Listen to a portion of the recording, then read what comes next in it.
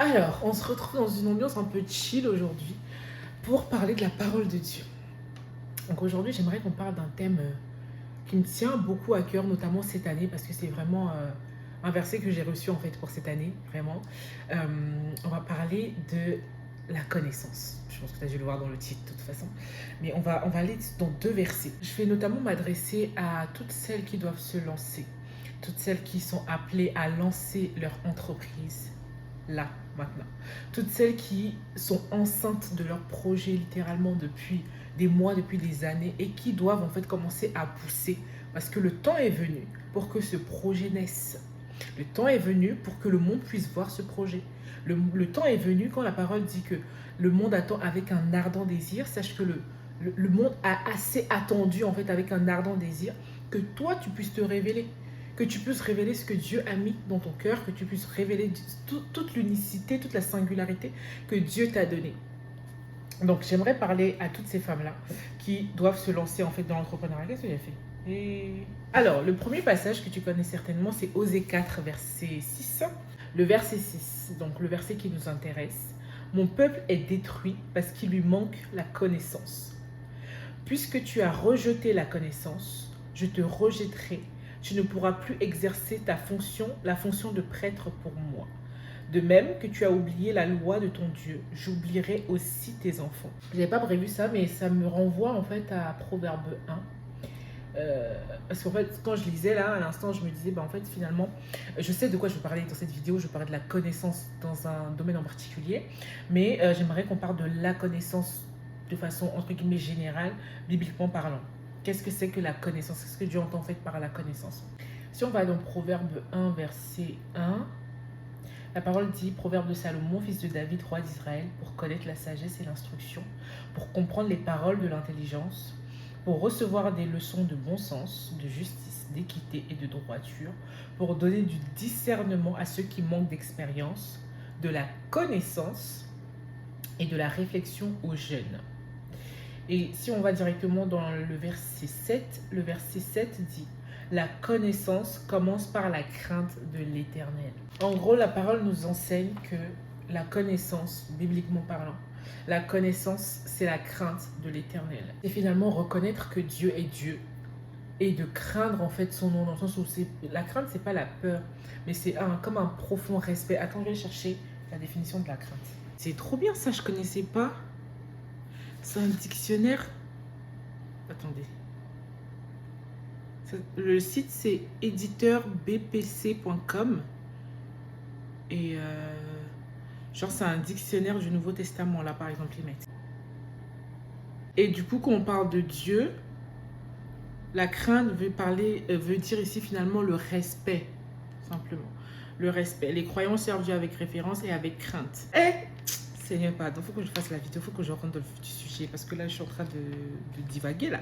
Je vais regarder Osée 4, 6, paroles vivantes. Si tu suis ces vidéos, tu sais que j'aime beaucoup cette version. Mon peuple meurt parce qu'il ne me connaît pas. J'ai dit quoi? La version parole vivante, là, elle est trop chic. Elle est trop chic parce qu'en fait, elle est droite au but. Moi, mon peuple meurt parce qu'il ne me connaît pas. That's it, en fait. C'est terminé. La vidéo est finie. Merci, au revoir. Le verset parle vraiment de la connaissance de Dieu, hein, la connaissance de la personne de Dieu, en fait. Pas de la connaissance en termes d'instruction, etc. Mais je crois vraiment qu'on peut lire ce verset aussi dans ce sens-là. Que mon peuple périt parce qu'il lui manque de la connaissance, il lui manque des informations, il lui manque de l'instruction, en fait. Et c'est aussi pour ça que la parole dit dans Psaume 32, verset 8, je t'instruirai, en fait. Je t'instruirai et je te montrerai la voie que tu dois suivre. Et quand on connaît Dieu et quand on fait tout pour développer notre intimité avec le Saint-Esprit, Dieu est celui-là qui est tellement bon et qui nous permet aussi d'acquérir de la connaissance, même dans des choses pratiques, même dans des choses techniques, comme le fait de se lancer sur les réseaux sociaux, comme le fait de lancer son entreprise, en fait. Si tu développes ton intimité avec le Saint-Esprit, tu vas voir que Dieu va t'enseigner sur ton entreprise en ligne, Dieu va t'enseigner sur ton business en ligne, Dieu va t'enseigner sur ces choses très pratiques, très concrètes là. Il n'y a pas de domaine en fait où on devrait laisser Dieu de côté. Il n'y a pas de domaine en fait où on devrait se dire ah non là c'est le business et tout, je laisse Dieu de côté. Non, pas du tout. Et c'est pour ça que ces vidéos existent, pour te dire qu'en fait la foi peut être alliée et doit être alliée selon moi au business. Quand tu es enfant de Dieu et que tu veux développer tes entreprises, tu dois intégrer Dieu à l'intérieur. Ça ne veut pas dire que tu dois forcément parler de Dieu ouvertement dans ton entreprise ou que tu ne dois travailler qu'avec des chrétiens. Non, c'est pas ce que je suis en train de dire. Ce que je suis en train de dire, c'est entre toi, en fait, c'est ta relation avec Dieu, en fait, doit être au cœur de ton entreprise. C'est-à-dire que lorsque tu prends des décisions stratégiques, lorsque tu veux faire des actions, etc., il faut que tu intègres Dieu dans ton équation. Il faut que tu intègres Dieu dans tes décisions. On va lire un deuxième passage avant de continuer. C'est Proverbe 15, verset 28, verset 22. Pendant que je suis en train de chercher, si jamais tu es en train de regarder cette vidéo au moment où ça sort, etc., tu as beaucoup de grâce, puisque là, en ce moment, je lance un atelier qui sera en direct le 17 mars 2025. Donc, c'est l'atelier qui s'appelle Du don à la mission. En gros, dans cet atelier, ça va être très simple. Tu vas ressortir avec ta feuille de route pour pouvoir te lancer, pour pouvoir lancer ton activité en ligne, pour pouvoir te lancer sur les réseaux sociaux et pouvoir en fait enfanter ce projet que Dieu a mis dans ton cœur. Mon but, c'est que tu aies toutes les informations concrètes et pratiques. Ça fait plus de 10 ans que j'entreprends aujourd'hui. J'ai eu le temps de faire des erreurs, j'ai eu le temps d'apprendre énormément de choses, de tester beaucoup de choses. Et là, ce que je veux te donner, c'est la feuille de route directe, concrète, pratique à mettre en place pour pouvoir lancer ton activité. Le monde attend avec un ardent désir que tu te révèles toi aussi. Donc si ça fait des mois, ça fait même peut-être des années que tu es enceinte de ce projet-là, c'est le moment en fait de l'enfanter. C'est le moment de commencer à pousser. Les contractions ont déjà commencé en fait. C'est le moment de commencer à pousser. Donc regarde dans la barre d'infos ou dans le premier commentaire qui est épinglé sous la vidéo pour pouvoir avoir accès à toutes les informations. Donc si tu regardes la vidéo le jour de sa sortie ou peut-être le lendemain, c'est-à-dire le 17 mars en fait, le jour même, dépêche-toi. Et si jamais la date est passée, n'hésite pas quand même à regarder dans la barre d'infos parce que je pense que je vais remettre l'atelier à disposition, le replay en fait à disposition pour que tu puisses quand même y avoir accès parce que vraiment, il y a trop d'enfants de Dieu qui doivent sortir des projets et qui ne le font pas. Et ça, je sais que franchement, c'est vraiment mon cœur en fait, que les femmes chrétiennes puissent se lever et puissent se lancer en fait. Je sais pas, c'est... Hey, lancez-vous en fait. Lancez-vous. Donc regarde dans la barre d'infos pour avoir plus d'informations par rapport à cet atelier. Même si la date est passée, regarde quand même parce que je pense que j'aurais mis ça, j'aurais mis le replay à disposition. Donc Proverbe 15, 22, je vais lire dans les deux versions. Version second 21 qui dit « Les projets échouent en l'absence de délibération, mais ils se réalisent quand il y a de nombreux conseillers. » Parole vivante, quand on ne demande jamais conseil, hey! Waouh! Parce qu'en fait, moi, je lis toujours dans ma version, donc c'est la première fois que je lis dans la version parole vivante, et du coup, je ne l'avais jamais vu comme ça. Quand on ne demande jamais conseil, les projets échouent. Mais avec beaucoup de conseillers, ils réussissent. Le conseil, le Saint-Esprit, l'esprit de conseil. Waouh! Hey, vraiment, dans ces vidéos-là, on va de révélation en révélation. De révélation en révélation. Parce que comme je dis toujours, en même temps que je parle, en fait, en même temps, moi-même, je reçois ma part, en fait. Et ça me permet encore vraiment de voir que ces vidéos-là, c'est pas moi. En vrai, c'est pas moi. Parce que pour tout te dire, au moment où j'ai cliqué pour commencer à filmer cette vidéo, j'étais en mode, ok, je vais parler de connaissances, mais de quoi je vais parler, en fait? Dans quel sens est-ce que ça va aller? Et je me défends de scripter ces vidéos. Je ne veux pas scripter ces vidéos du dimanche. Je veux vraiment laisser toute la place au Saint-Esprit, de sorte à ce qu'il puisse nous enseigner ce qu'il veut nous enseigner. Donc, moi-même, je suis enseignée pendant que je suis en train d'enseigner. Enfin, pendant que je suis en train de partager du moins. Quand on ne demande jamais conseil, les projets échouent, mais avec beaucoup de conseillers, ils réussissent. Et pendant que je disais ça tout à l'heure, le Saint-Esprit me rappelle que c'est lui, l'esprit de conseil en fait.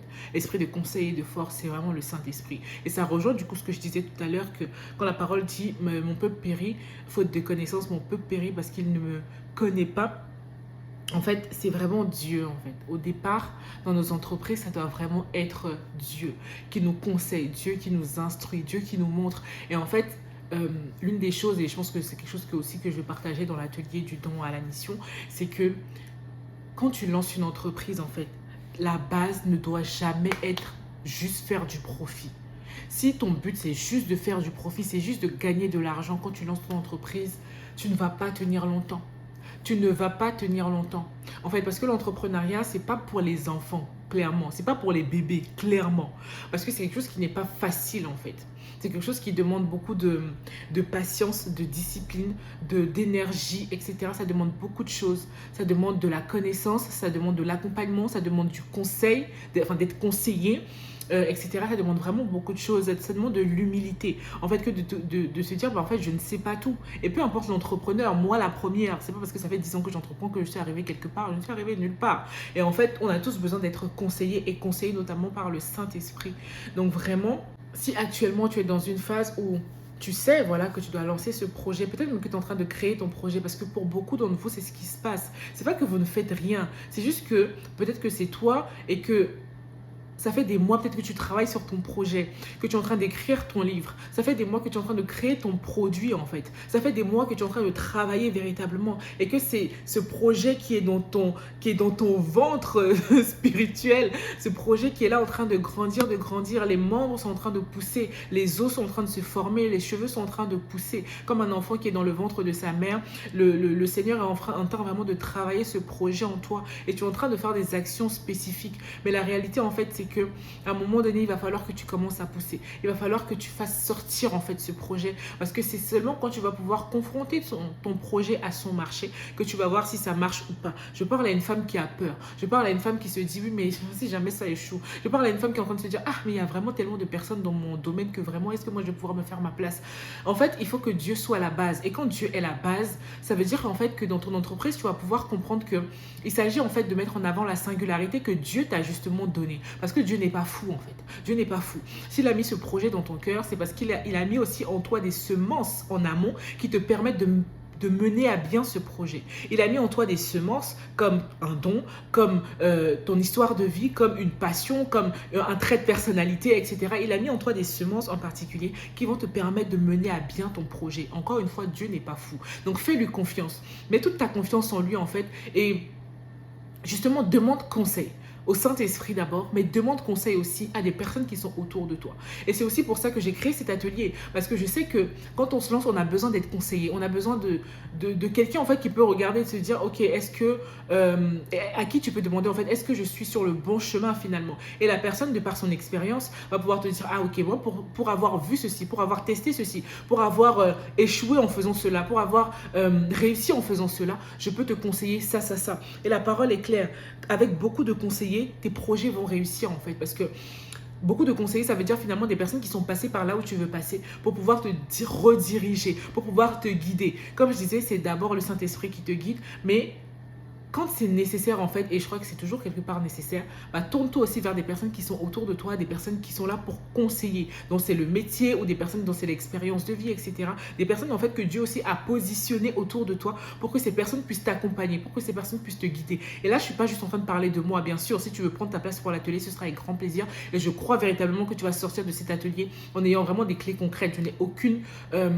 je suis à 100% sûre en fait de ça parce que tout simplement, je me base sur l'expérience pratique que j'ai vécu et par la grâce de Dieu en fait.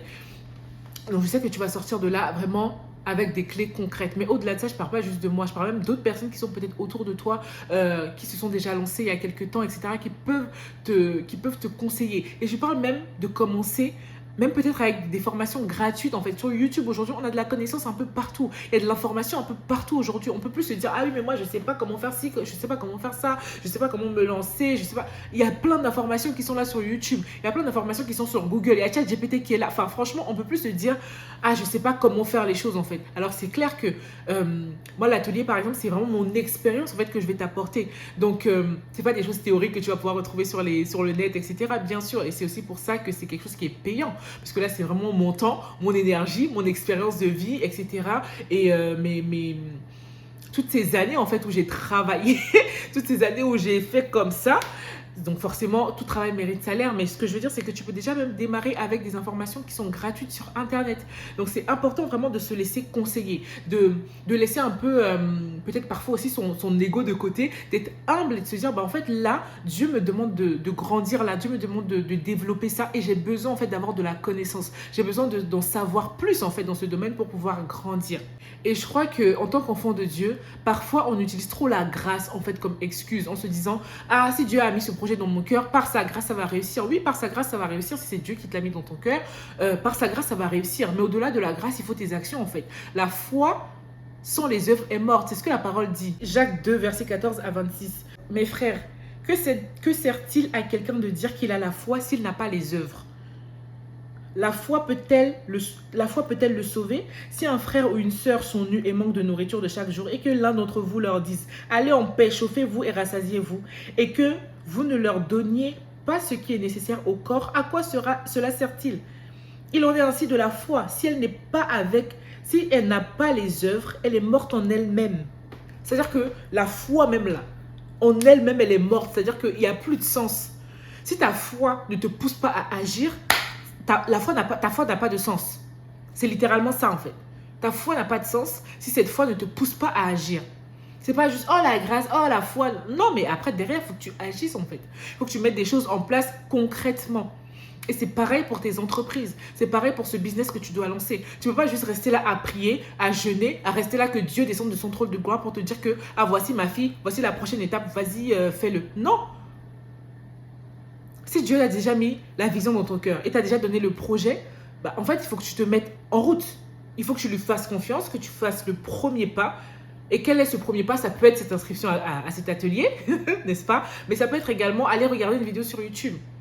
Ça peut être également commencer à créer tes réseaux sociaux, savoir un petit peu comment commencer à te former peut-être à la création de contenu.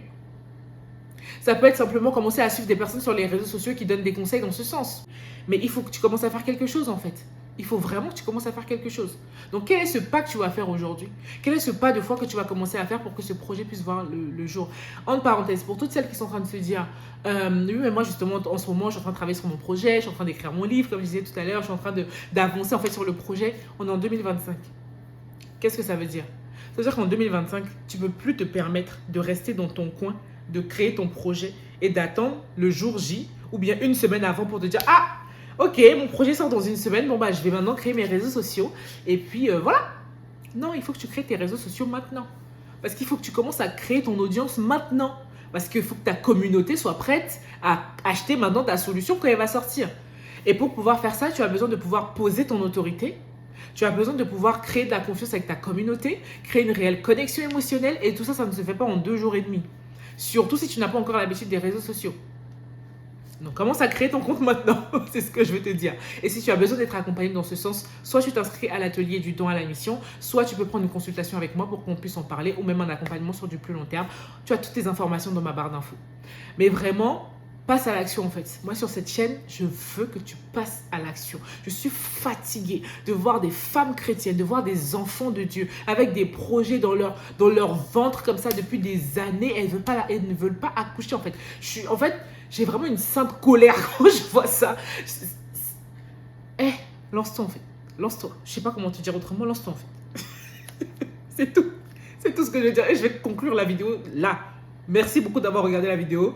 N'hésite pas à commenter. J'espère que tu as fait du bien. N'hésite pas à commenter comme je dis souvent, même si c'est un mot, 2 mots. Même si c'est juste pour dire merci pour la vidéo, commente en fait. C'est vraiment important pour moi de pouvoir voir que ces vidéos vous impactent d'une façon ou d'une autre. Donc, laisse-moi ton commentaire. N'oublie pas de liker la vidéo également. Ça permet également à l'algorithme de pouvoir proposer la vidéo à d'autres personnes qui en auraient besoin. Donc, c'est vraiment important pour moi que tu puisses t'engager envers la vidéo, c'est-à-dire liker, laisser un petit commentaire. Et si tu n'es pas encore abonné, bien sûr, abonne-toi.